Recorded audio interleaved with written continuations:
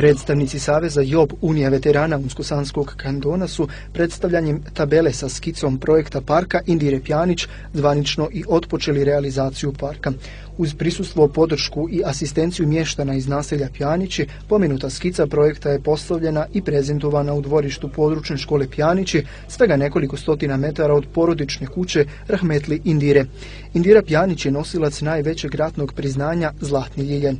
Grmoško-srbljanski plato bio je posljednja ovodunjalučka stanica za 20-godišnju Indiru Pjanić, heroinu iz Pjanića, a koja je zajedno sa 4 saborca poginula 19. jula 1992. godine. Čuvajući tekovine naše odbrambeno-oslobodilačke borbe, a u spomen prvoj heroini Cazinske krajine i sa motom da se ne zaboravi, Savez Jedinstvena organizacija boraca Unija veterana Unsko-Sanskog kantona u suradnji sa osnovnom školom Tržačka Raštela je krenuo u realizaciju navedenog projekta.